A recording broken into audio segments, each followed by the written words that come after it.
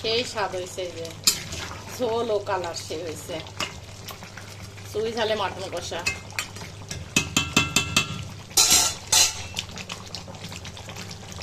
স্বাদটা উপলব্ধি করা যাচ্ছে এখন।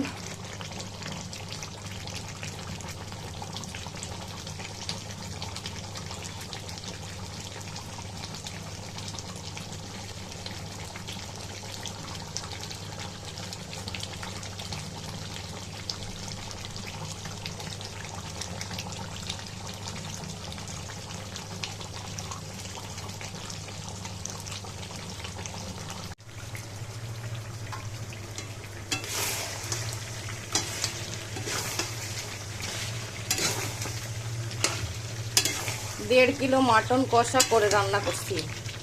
রান্না প্রায় শেষের পথে।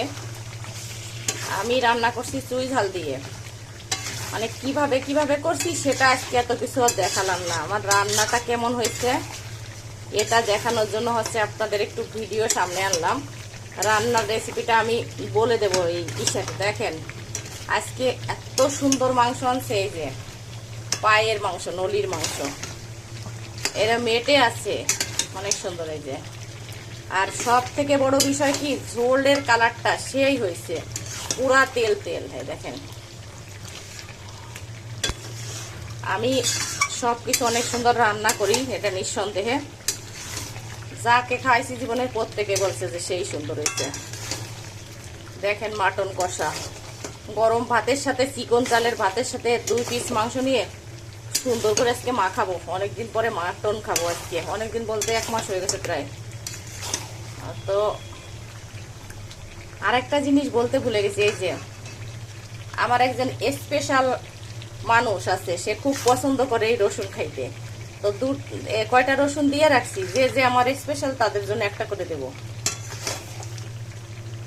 2 জন গেস্ট আসবে বাসায়। এখানে 1.5 কিলো মাংস আছে, একবার খেলে হয়ে যাবে।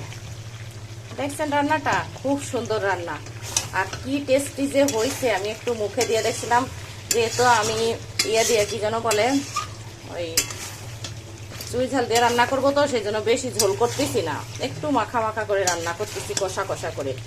রান্না হয়ে গেছে। এখন আমি একটু গরম মশলা দিয়ে এটাকে নামিয়ে ফেলবো, একটু চাপা দিয়ে রেখে দেবো। 10 মিনিট চাপা দিয়ে রাখলে একদম মাংস গলে যাবে। আমি রান্না কিভাবে করছি সেটা বলবো। প্রথমে দিয়েছি হচ্ছে সমস্ত মশলা, জিরে, আদা, রসুন বাটা, আর পেঁয়াজ কুচি, কাঁচামরিচ সব দিয়ে মাখাইছি। মাখানোর পরে হচ্ছে জিরে ফোড়ন দিয়ে দারুচিনি দিছি, দারুচিনি ফোড়ন দিছি। ফোড়ন দিয়ে তেলের মধ্যে একটু ভেজে তারপরে আমি মাংসটা সুন্দর করে অনেক সময় ধরে কষিয়ে কষিয়ে প্রায় রান্নায় যে শেষের পথে করে বলছি। দেখেন এই যে, তো রান্না চেহারা তো দেখতেছেন যে কিরকম হয়েছে, এই যে অবশ্যই দেখা যাচ্ছে। তো ভালো থাকেন আপনারা। রান্নার রেসিপি বলে দিলাম, আমার মতো করে সুন্দর করে চেষ্টা করবেন। কালারটা ঠিক এরকম হতে হবে, আবার নুন ঝাল তেল সব কিছু। খাসির মাংস একটু তেল তেল হলে ভালো হয়। তো এখনকার মতো আমি রাখি, অনেক গরম পড়ে গেছে।